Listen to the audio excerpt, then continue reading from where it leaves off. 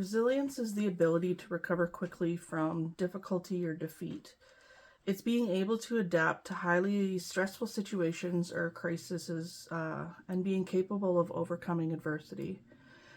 Developing resilience is important for protection against overwhelming circumstances and allows you to bounce back after things don't go your way.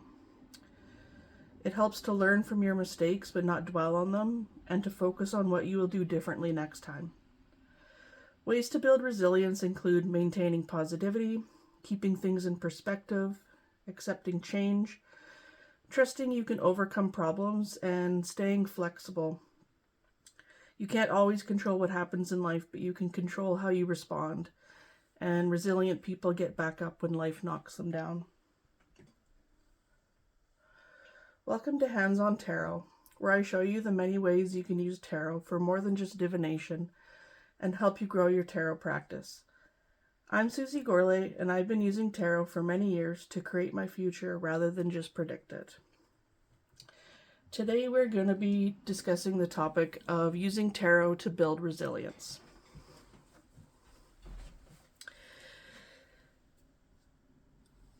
This is a topic that I saw when reading this tome, Holistic Tarot by Annabelle Wen. There is a topic on here about using tarot for building resilience. So much of what I'm going to talk about today is from this book. She says that it is said that resilience is a secret to crisis management. Resilient people have 7 characteristics in common. Optimism, saying resilient individuals exhibit a positive attitude and optimistic outlook. Confidence, they believe in themselves and their own capabilities. Humor, they're able to smile, laugh, and find humor even in the wake of tragedy. They can laugh at themselves and at their situation. Expression, resilient individuals have the ability to express their emotions. Focus, they focus on taking baby steps towards their goals and are able to plot a roadmap from vision to goal. And connections, where they can foster strong social connections and reach out to people when in need. And finally, devotion. No matter how busy they are, they'll always make time to take care of themselves. So, for example, eat healthy, exercise regularly, maintain spiritual or religious practices, etc. The deck that I'm going to be using today is the Zombie Tarot. I thought it was kind of a fun and funny tarot deck to use for today's topic. So when crisis hits our lives, our pain and struggle indicate that the status quo approach is insufficient, and other components must be introduced or reinforced. Oftentimes, a tarot reading can help enlighten us as to which of the 7 components are missing or weak, and crisis can be thought of as a 20% materiality and 80% perception. Thus, managing your perception of the situation is more than half the battle, says Annabelle Wen.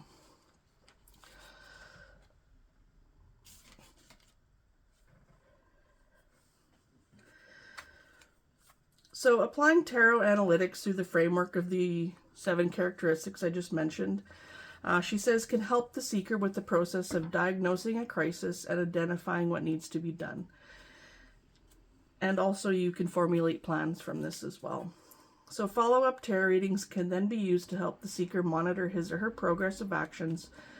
And by scheduling follow-up tarot readings about the crisis, the seeker is effectively assuring that he or she will maintain the momentum and focus to drive out the crisis. So when certain cards appear in a spread, consider how those cards reflect the 7 characteristics for resilience. In analyzing a crisis situation through tarot analytics, often card reversals will suggest latent energies that need to be brought out into the limelight by the seeker. As I'd mentioned before, I don't read reversals, so I'm not going to touch on that at all. So going through the 7 characteristics of resilience. The first one being optimism. The cards that she chooses to represent optimism are these 3. So we have Death, the Star, and the Sun. So she writes, while the Death card may not initially seem to indicate optimism, death is about a painful transitioning period. But once the transition or transformation is made, all will be better.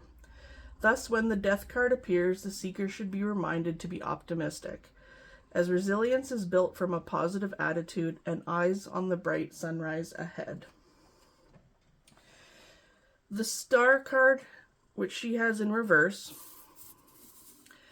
suggests pessimism in the seeker as a root cause of the problem.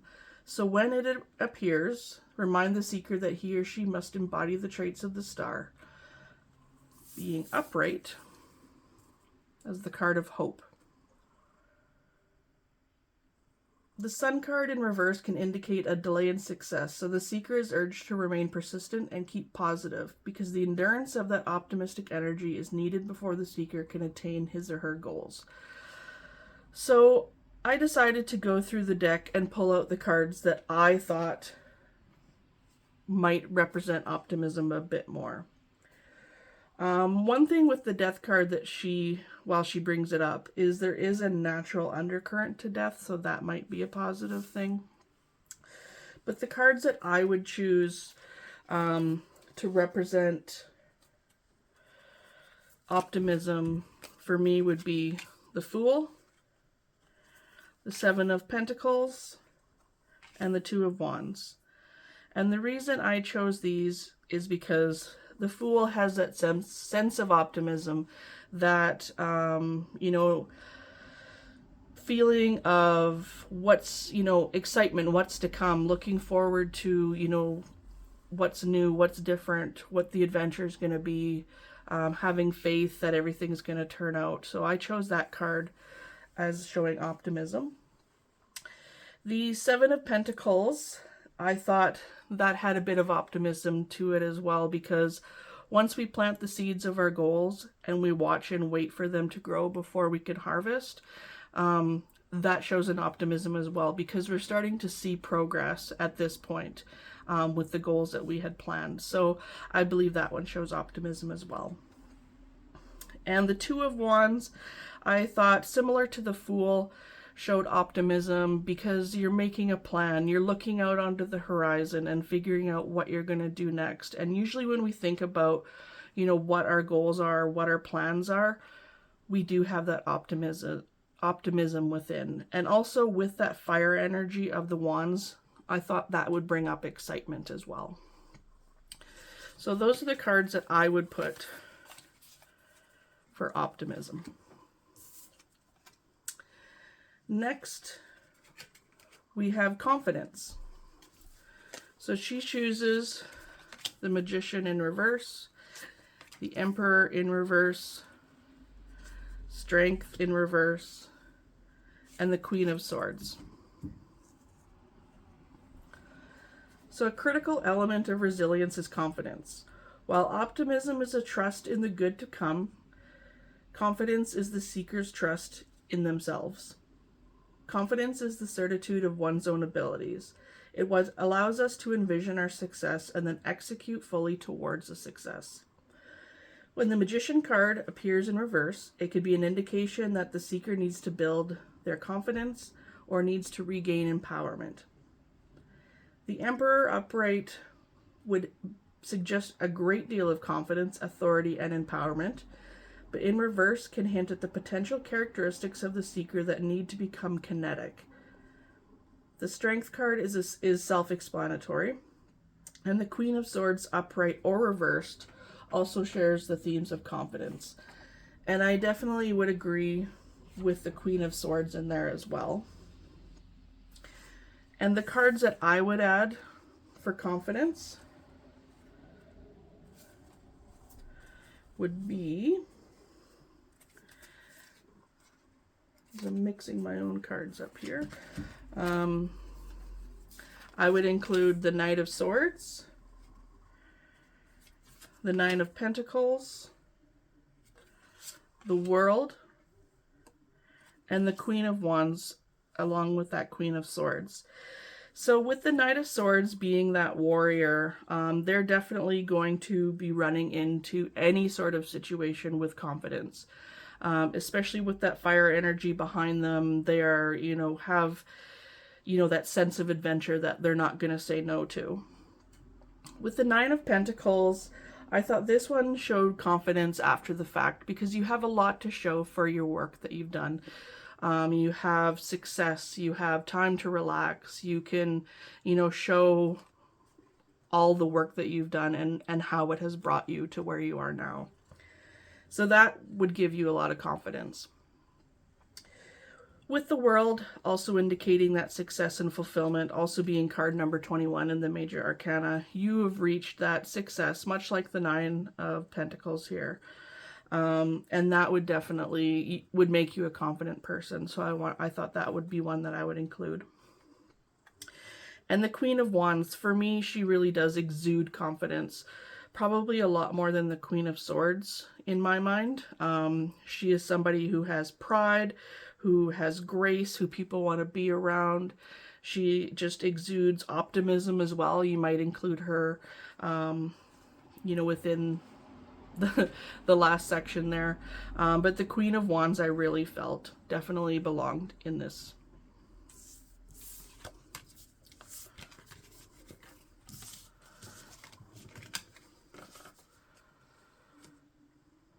The next section is expression. That is not true. The next section is humor. And she includes the cards of the Fool reversed, the Page of Wands, the Six of Cups, and the Seven of Swords. And she says, resilient individuals are able to laugh at themselves and laugh in the face of an otherwise dire or tragic situation. Humor is healing. Cards like the Fool or the Page of Wands bring light humor into our lives, and when they appear surrounded by more severe cards, these cards can suggest the glimmer of light inside the seeker that must now shine out. When the Fool or the Page of Wands appear in reverse, they could be a reminder to the seeker to call back his or her childhood essence, to see the world with humor again. While more prominently a card about childhood and nostalgia, the Six of Cups can also indicate humor and sentimentality. When it appears, it's a reminder to the seeker to put a smile on their face. To some extent, the Seven of Swords is also about humor. About a person of unconventional mannerisms. There's a jester component to the Seven of Swords that reminds us to stay light on our feet no matter the circumstances. I don't know if I really agree with that, but the cards that I thought represented humor are the Four of Wands, the Three of Pentacles, and the Three of Cups, which, where do I have that one?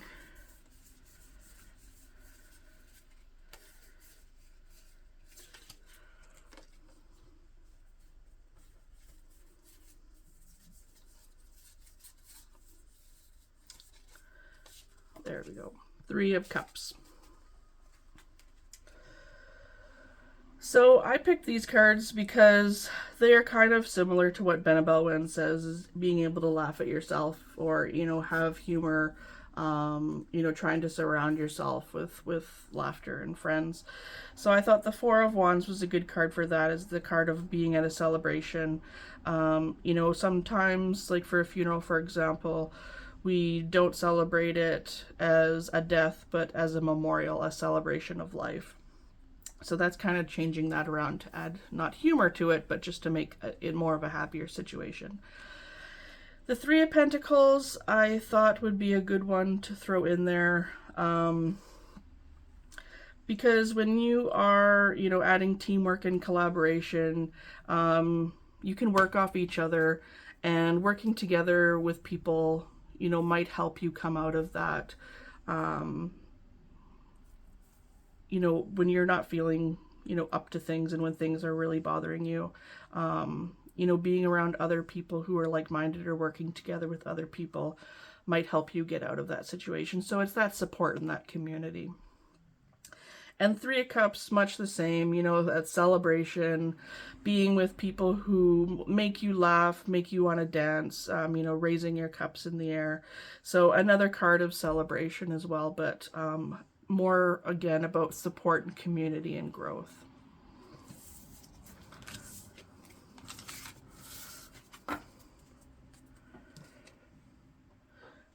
Now we're going to touch on expression. So the cards that she chooses for expression are Page of Cups, Knight of Cups, Queen of Cups, and you guessed it, King of Cups. So having an outlet for expressing pain is crucial for resilience, and for many, crucial for maintaining one's sanity. Typical artist cards like the Three of Pentacles and Eight of Pentacles, while more pertinent to craft as a profession rather than a mere expression, can often reveal outlets for expression. The Suit of Cups is a suit of human expression, and the court cards of the suit remind us to be expressive. A Cups court card often appears in reverse and takes on a figurative meaning for seekers who are in need of expressing themselves, people who have been bottling their feelings. Such seekers should thus be encouraged to use outlets of expression to get the pain out of their systems. So when a seeker is going through a crisis and consults a tarot practitioner for a reading, the practitioner should use the opportunity to remind the seeker of the importance of expression. Expressing one's pain through the arts helps tremendously with coping. Oftentimes, when the question is about how the seeker can cope with emotional pain, many Cups cards will appear in the spread, suggesting the need for expression. So the cards that I chose for this, of course, the Eight of Pentacles, just like talking about using your craft or creativity as an outlet. I also thought Judgment might be a card for expression as well, as perhaps not letting judgment affect you, if we look at that literally. Also getting that second chance to express yourself in a new way, and also when looking at Judgment as a card of transformation as well. And the third card I thought for expression would be the Empress. So someone about, again, with the creativity, expressing yourself emotionally, being able to nurture yourself, being able to, get out in nature as well. I thought I would include the Empress within this expression area here.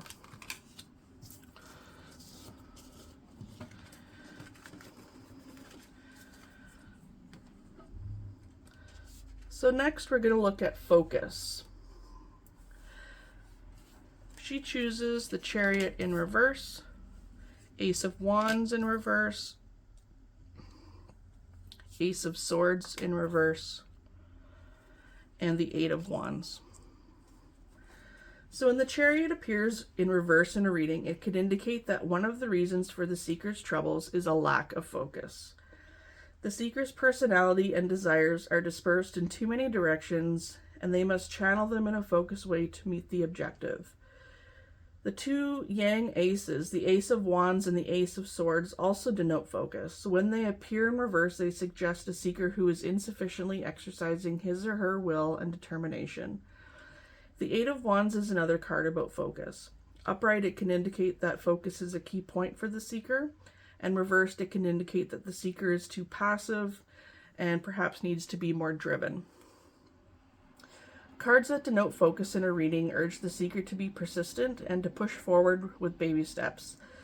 They can indicate stagnation as the main culprit, and by identifying what the seeker is not doing correctly, you can help the seeker move forward. The cards that I thought would also represent focus are the Eight of Cups, the Hermit, and the Knight of Pentacles. So with the Eight of Cups, we're looking about moving away from something, looking to find more fulfillment in something.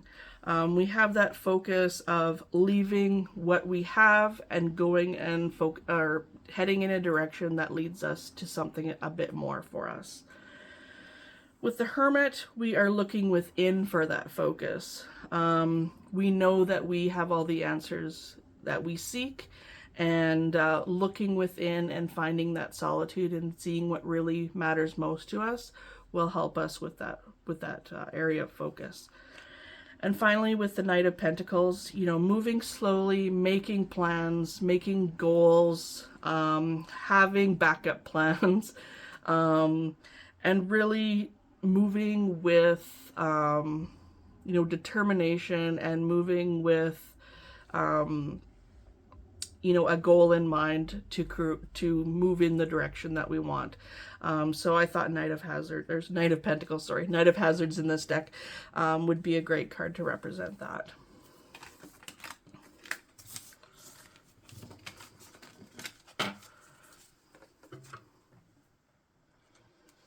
Next, we move into connection. So for this section, Benabel chooses 2 of Cups, 3 of Cups, 6 of Cups, and 10 of Cups. And I have to pull my 6 of Cups out of here. There we go.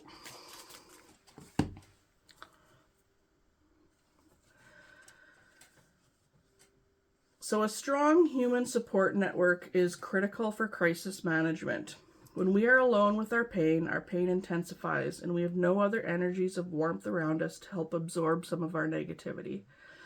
If the personal aura is weak, it's critical to be around stronger, more positive auras, to borrow another's strength for a while until we are able to generate our own.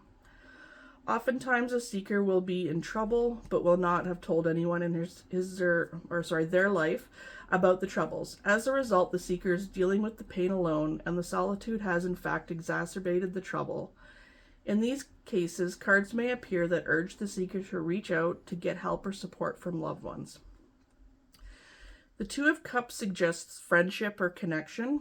While it generally denotes a romance with a strong foundation of friendship, she says, I may not believe or agree with that. It can also take on the meaning of a best friend or confidant, a single other peer who is there for us.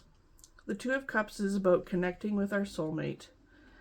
The 3 of Cups suggests friendship or connection with a group of friends, often, sharing laughter. Most prominently, it denotes sisterhood or female companionship for female seekers. The 6 of Cups is about connections to our past. The 10 of Cups suggests family connections, and it may remind the seeker of their strong familial support and the value of reaching out, to their family in times of need. So this one was much like what I included with, which one was that? Optimism and humor as well. These cards are very similar. But the ones that I wanted to connect with connection, I chose the High Priestess,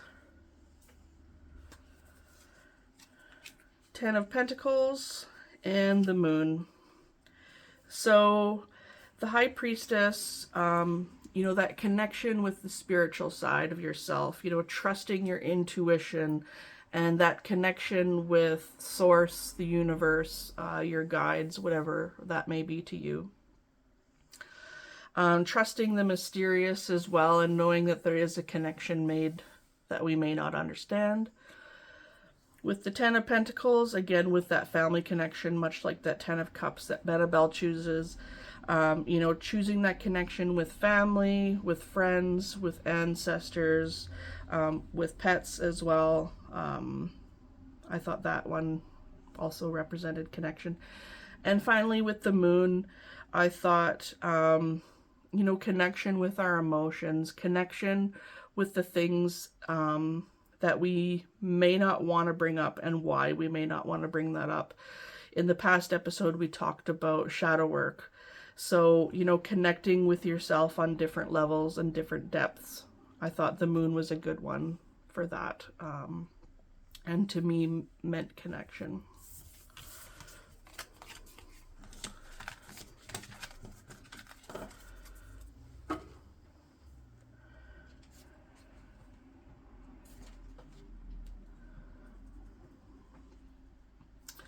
So finally, the last one is about devotion. So she has chosen the Hierophant, Temperance, Four of Swords, and Five of Pentacles. So she writes, I have synthesized several crisis management concepts under the component devotion. Studies have found that resilient individuals who successfully navigate through crises have faith. That could be a spiritual or religious faith, or it could be faith in their abilities to endure through the darkness. That is different from confidence, which is a trust that the seeker can accomplish what he or she sets out to accomplish. Faith is a trust that the seeker has his or her own greater purpose. A secondary component to devotion is devotion to personal health and wellness. I have connected health and wellness to faith because faith begets a natural inclination to seems that I've cut that off. A natural inclination to treat the body as a temple and care for it. So for example, when the Temperance card appears in reverse, or the Four of Swords or Five of Pentacles, the seeker should take better care of his or her body and mind. And I'm sorry I keep saying his or her. I should be using the word they. I don't want to be, bias in gender. I'm just reading what Benabel has written. The Hierophant can suggest the need for spiritual or religious faith, and Temperance can suggest personal balance. The need to observe healthy or personal habits to restore temperance to the body. The Four of Swords is also a red flag to the seeker to pay more attention to his or her health and well-being. So the cards that I chose for devotion, I chose the Lovers, Six of Wands, Six of Pentacles, and the King of Swords. So looking at these four cards in the devotion aspect, with the Lovers, it could be a devotion to another person. It could be a devotion to another side of yourself, or to other people that you have a strong connection with. I also chose the Six of Wands with that connection because it's somebody who you might be devoted to. Usually when I see this card, it's that card of being an inspiration to somebody or looking up to somebody. So to me, that would be a sign of devotion as well. With the Six of Pentacles, a devotion to help others, perhaps, when you have enough and you're able to help others, and that reciprocal giving and receiving might be a devotion as well. And finally, with the King of Swords here, as a specialist, the way that I look at the King of Swords, a devotion to work possibly, and a devotion to seeking more knowledge or learning more, and also a devotion in communication as well, to giving advice. And I also noticed here with these three cards are all number sixes, and sixes for me represent balance and harmony, which we have seen with what she had mentioned with temperance and finding that balance and moderation as well. So you can't heal what you don't acknowledge, and we don't stop having emotions that are difficult. So once we can learn how to deal with them in ways that are healthy for us, and we can learn to find our strength over time, knowing to take small steps will really help us build resilience in these times. So I did create a spread. I'm just going to shuffle these cards here so we can do it. And I'll share this spread on my website. It's a 6-card spread. Whoopsie. So I made this spread to kind of coincide with this topic. We all experience difficulties and have to work through hardships. Whoops, that's not a very good shuffle. How we deal with change can be worked in such a way that we can start to take control and shift our perspectives to a much more positive, helpful, and healthy way. We can learn to find our own strengths and use them to bring resilience and protection for ourselves in overwhelming circumstances, and also learn from our mistakes, accept change, and keep things into perspective. So these are all important to build resilience within ourselves in times that we don't have a lot of control, or in times when we're upset and things bother us. So this is a 6-card spread. So card number 1, what can help me adapt to change? Card number 2, where can I take action? Card number 3, where can I look to for strength? I'm just going to put these in order a bit closer here. Card number 4, how can I look at this in a positive way? Card number 5, what long-term perspective should I take? And card number 6, how can I take care of myself during this time? I'm just going to organize these so you can see them in the camera here. So looking at card number 1 here, so 5 of Swords, what can help me adapt to change? When looking at this card, you know, this is the card of conflict. This is a card of challenges, a card of chaos. So what can help me adapt to change? In this one, I'm thinking definitely communication. Talking to people if I'm feeling upset, or if there's an argument, you know, there's definitely a miscommunication. Using my words wisely, really thinking through what I want to say before blurting out something that may hurt others. So to me, that's what can help me adapt to change? Definitely thoughts and communication with that 5. And so that there is no miscommunication and what I say is clearly spoken, so that, you know, there isn't that miscommunication. Where can I take action? The Hermit.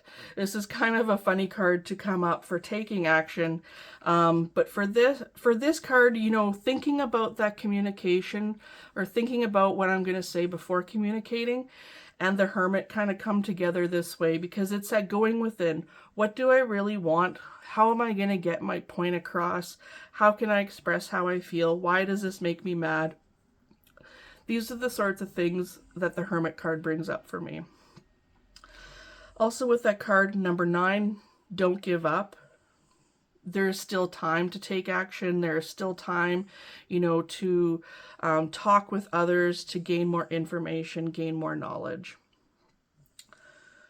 Where can I look to for strength? And I have the Ace of Cups here. So this could be somebody who, you know, a new person or a new perspective. Somewhere someone feels the same way I do. You know, there's definitely other people out there who feel the same way you do about certain situations. With the Ace of Cups, you know, it's that new potential, that new beginning, that new opportunity to make a connection on an emotional level. So where can I look to for strength? In connections with other people, in connections with my emotions as well. So again, much like the Hermit, go within and see what really speaks to you and what you really want. How can I look at this in a positive way? Card number 4, and we have the 6 of Wands here. So this is one of the ones that I brought up for devotion. So how can I look at this in a positive way? Realize that there is other people who agree with me. Realize that there is other people who, you know, think the same as I do. And perhaps, you know, talk to these people. Look for other people who inspire me in this way. You know, listen to what they might have to say. They might have a bit more advice for you. They might have a new way of thinking, a new perspective. So for me, that's what this card would mean in that case. What long-term perspective should I take? So we have the 5 of Wands here. So we have another 5. So long-term perspective, this might mean collaboration. So instead of competition, looking at that one, If I am looking to communicate a little bit better, which isn't usually my strong suit, having a bit better communication, going within, seeing what I really want, making connections that really speak to my emotions, and looking to people who have more experience or who have, the insight into what I'm working towards, and collaborating with those people. So really working with other people, finding, bringing that excitement back instead of the heavy emotions of, all the sadness or depression or hard feelings. I'm really now kind of drying those off and really kind of building momentum in a positive way by that collaboration. And card number 6, how can I take care of myself during this time? And the 3 of Cups comes out. So much like that collaboration card, being with my like-minded people, hanging out with friends, sharing laughs, sharing memories, having a good time. So taking care of myself is being with other people who help me out of this rut, help me out of these negative feelings, help me out of this chaos and these challenges. Being around people who support you will really help you feel a lot more strength within, bring a lot more confidence, help you with that focus, which the 6 of Wands will do as well, and, help you create change that way. So I hope this spread will help you if you're looking for different ways on building resilience.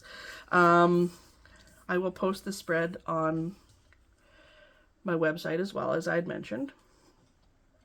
So the other thing that Benebell has within her book here that is a really great thing that you might want to delve into when dealing with tarot and resilience is she has positive affirmations within the cards.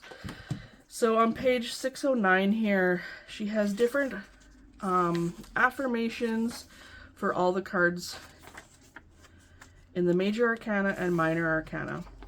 So for example, if I bring up kind of a negative card here, so 5 of Wands, and if that's kind of the outcome of my spread, I might find a positive affirmation in this. So for 5 of Wands, for example, the positive affirmation is, I prevail over my competition, whether that rival is another or my own inner insecurities. So you can remember that and you can think of these things, and that helps you give a different perspective and helps you realize that there are other thoughts out there and other ways to deal with, negative emotions. Another one that might be a difficult one to think of is the Devil card, for example. So if we look at that one, her positive affirmation for that is, I vanquish my own inner demons, I detach from superficial bonds, and begin my journey out of the darkness. Let's do one more here with the 10 of Swords. That one's usually pretty heavy. I rise again because there is gold on my horizon. Hardships always work out for my higher good. So she definitely covers all the bases with building resilience within this book. Whether you agree with her 7 components of or characteristics that resilient people have in common, do what I did there and pull out the cards to you. Make a list that represents those resilient people in your mind.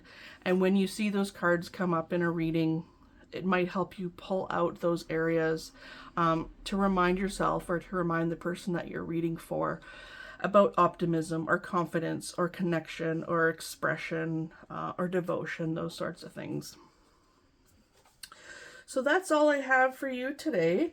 Thanks for joining me. I hope you found this episode insightful. If you have any questions or comments, you can email me at handsontarot@gmail.com. You can visit my website at susiegorley.com or find me on Instagram at handsontarot. Thanks for listening. I'm Susie Gorley, and I see tarot in your future.